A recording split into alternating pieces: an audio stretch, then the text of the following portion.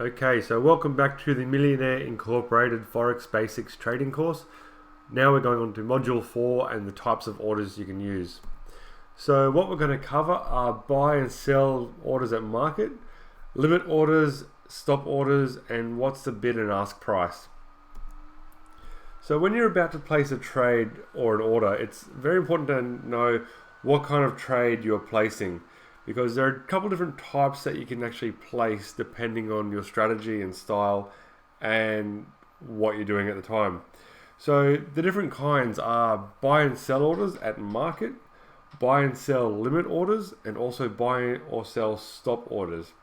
So these are the different kinds of orders that you can use, and they all have a different kind of function depending on how you trade and your style, but they all have their certain place. So the most commonly used for me is what we call a limit order.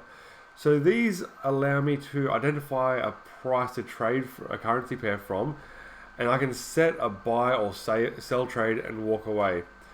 So what happens in this scenario is as the currency pair reaches the price I want to trade from, it gets triggered and I'm in the trade. So for example, if you're looking at placing a buy order on the Euro USD and you want to be going long, what you're going to do is place a buy limit order at a certain price. And as the price of that currency pair comes down to the price you want to trade from, once it actually hits that price, once it hits that level you want to trade from, it executes a buy.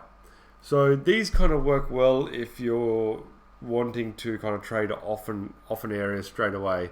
So you're not waiting for like a rejection of that certain area.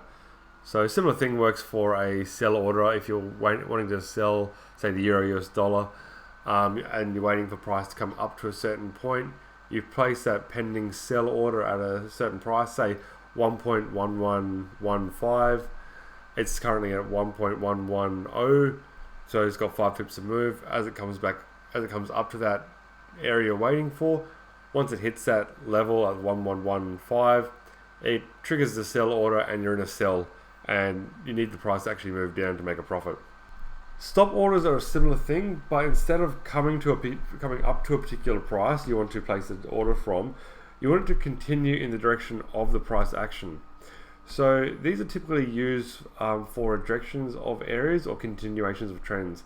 So say for instance, same example, Euro USD has come up to a resistance level and you think it's going to reject the area, but you don't want to enter just as it comes to that line. What you do is place a stop sell at the price point below the previous candle, or at a certain point you feel comfortable with, so that after it rejects off that resistance to that area and passes down through your sell stop, the order gets triggered and you enter it into a short trade. And the other type of order which I use commonly as well is an at market execution order.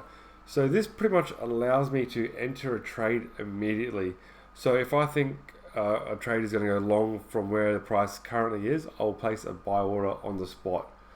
And this is a little bit more risky because it means that you pretty much have to have your charts marked up previously to you opening your phone or laptop or whatever, and when you do so, it's already at that level you want to trade from, so then you pretty much just hit the order, like either buy or sell at the point straight away. One thing you're probably noticing when you're looking at the currency pairs is two numbers very close together but slightly apart. So you might be thinking, what the hell is going on? Why is there two prices for the same currency pair? This is what is called the bid and ask price for the pair you're looking at. So think of it like if a house is on sale. The ask price is how much the vendor wants to sell the property for, and the bid price is how much the purchaser wants to pay. And the agreed price, which it actually gets sold at, is somewhere in the middle, which both parties are happy to negotiate on. So similar thing goes for Forex. The bid price is how much someone is willing to pay for that currency pair, and the ask price is how much someone is willing to sell that same currency pair for. And the difference between the two prices is what is commonly called the spread. And the reason it fluctuates is that the markets are constantly moving with volume, and price is constantly changing in relation to buying and selling volumes of the pairs. So if more people are wanting to buy that pair, it bids the price up, and the currency pound pair increases in value. Similar thing if there's a lot more sellers in the market, it pushes the price of that pair down. So that's the end of this part of the course. Stick around for the next part.